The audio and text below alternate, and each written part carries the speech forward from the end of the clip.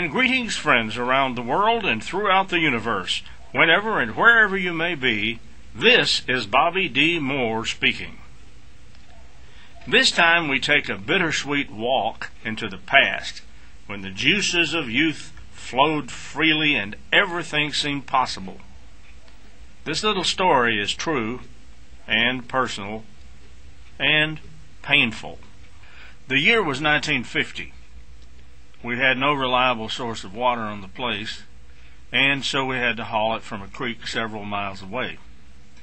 My mother cut a metal oil drum half in two with a hammer and chisel, and the two big pots which resulted were the watering troughs for the animals. The water was transported in another barrel in the trunk compartment of my mother's old '39 Chevrolet. The arrangement worked out pretty good as long as we could manage to keep enough money ahead to buy gasoline. I think we must have been paying about 20 or 25 cents a gallon back then. Jack Creek, as we knew it, was crystal clear and swift, flowing with a clean gravel bottom and surrounded by willows whose bending limbs caressed the flowing stream. A dirt road which dead-ended at the creek had been forced through the trees, and this is where we backed up to the stream and dipped the clear, cold water out with buckets. A trip to the creek was a happy time for me. I'd usually wind up wading if the weather was warm enough, and I'd catch tiny black catfish which swam in the calm shallows like little whales.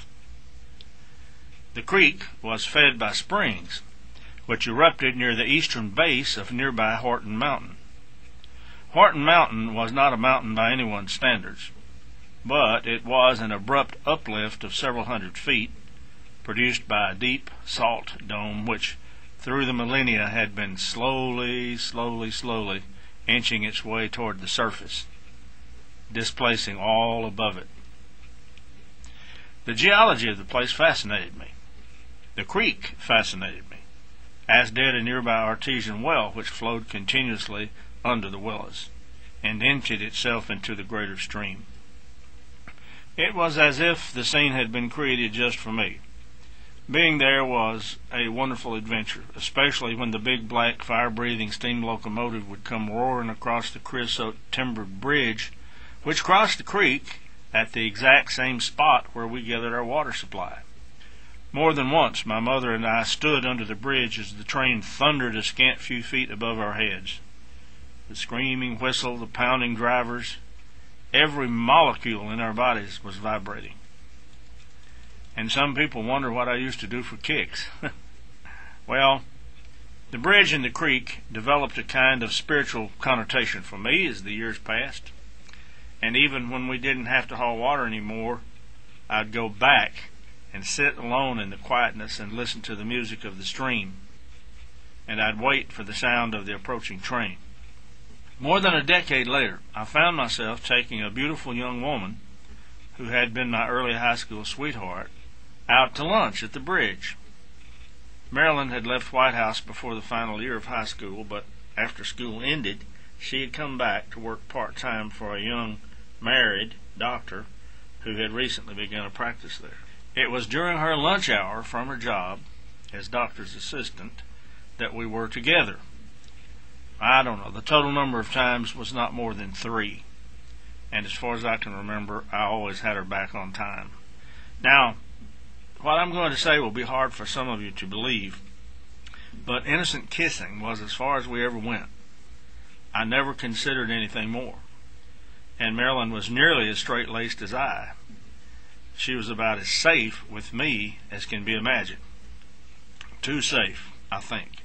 The meetings were not clandestine as far as I was concerned, and I assumed that her parents knew we were having lunch together. But that apparently was not the case, or in any event, her father got the idea that his daughter's honor was in jeopardy, and I soon received a note from her telling me that she couldn't see me anymore. I still have it. Well, I'll save my comments regarding the father for a future program. You know, it is sad that wicked people project their wickedness onto the actions of innocents. But they do. It's standard human practice.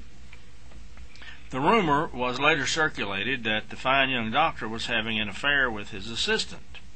Well, I don't think her name was ever mentioned directly in the gossip, however, certainly not to me anyway. I never returned to the bridge on Jack Creek, but I have seen her upturned face as she was that last day 1,000 times in my dreams. In the many decades which have passed since that time, a lot has changed. The little country town has grown larger, and the railroad has fallen into disrepair.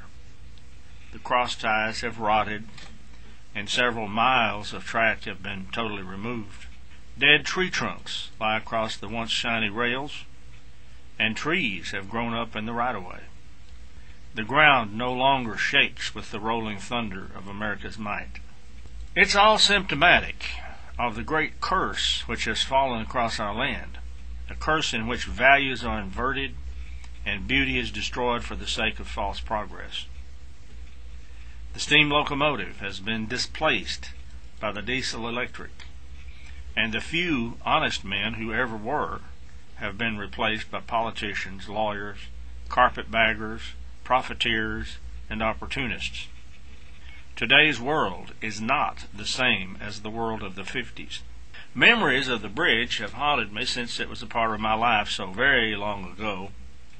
And finally, out of curiosity or compulsion, I decided to return there. The distance from Alberta Switch, near our old home place, to the south end of the line at Troop, Texas, is about 15 miles. The line was originally part of the INGN, that is, the Illinois and Great Northern Railroad. The first spikes were driven about a century ago, and the line extended all the way from Troop to Mineola.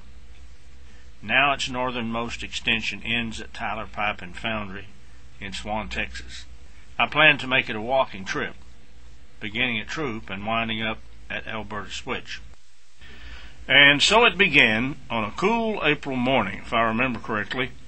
I was traveling light with a camera, 2 liters of water and a plastic Dr. Pepper bottle, and an extra pair of hand-me-down boots that were too tight.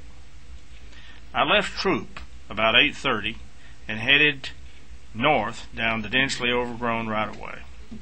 I soon discovered that enterprising property owners had fenced across the right-of-way, and I was facing no trespass signs.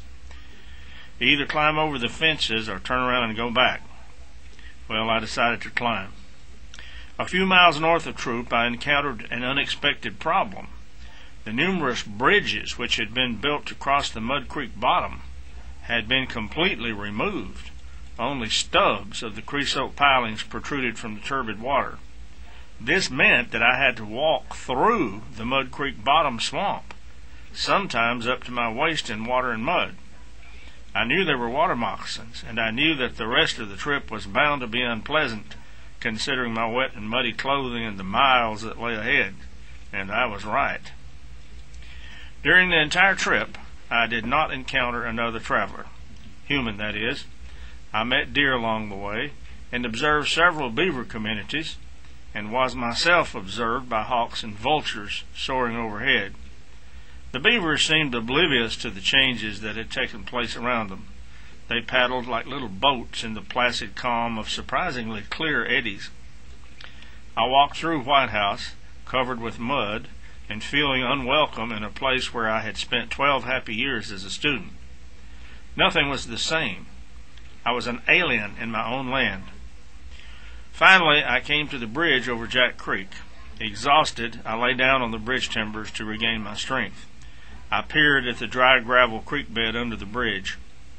Where was the clear and flowing stream? Where was the artesian well? Where was all the beauty that had been so much a part of my life?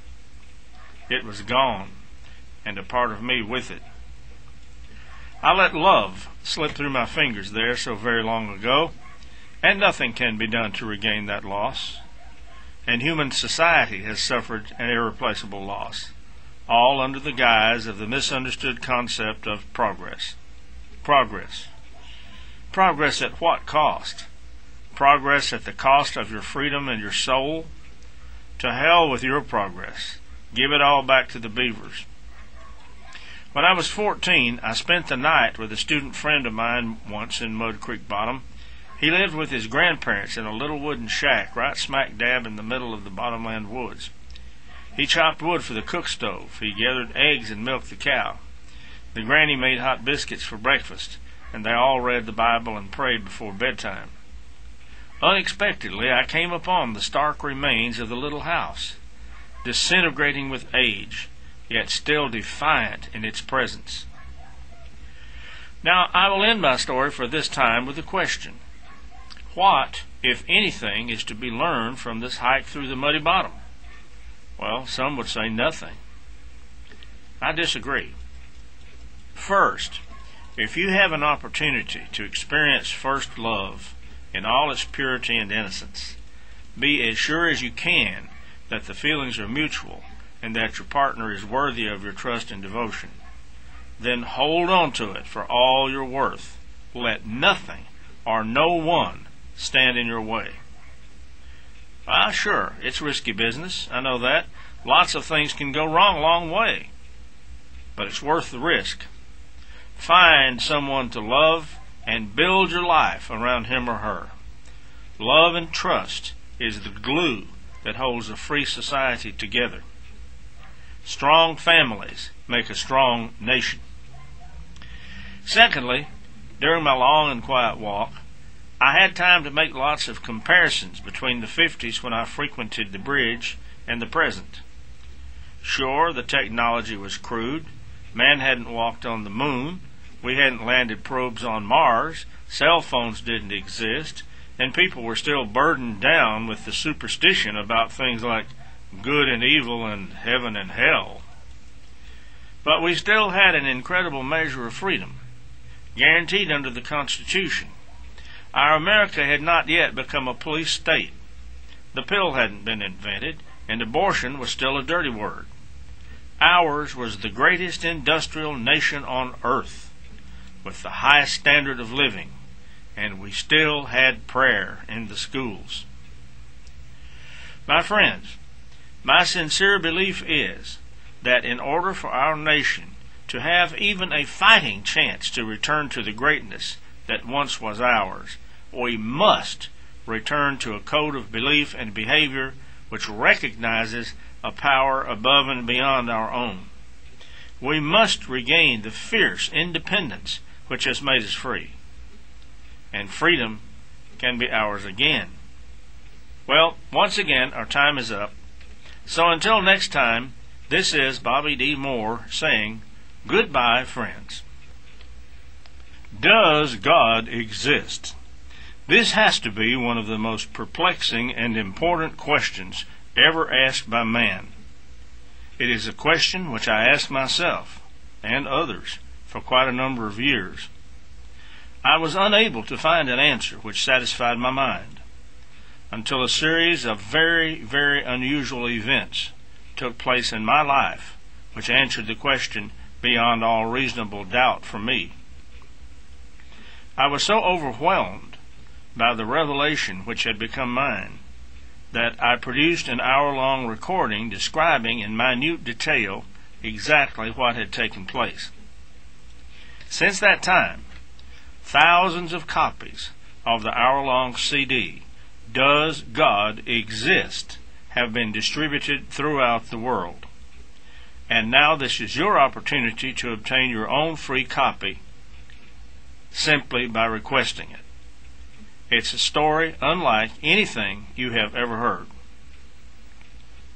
In order to get your free copy, just send an email to bobbymoorespeaks@gmail.com and say, send me the CD, and tell us where to send it. We'll send it to you as quickly as possible and as long as supplies permit. Our email address again is bobbymoorespeaks@gmail.com. That's bobbymoorespeaks@gmail.com.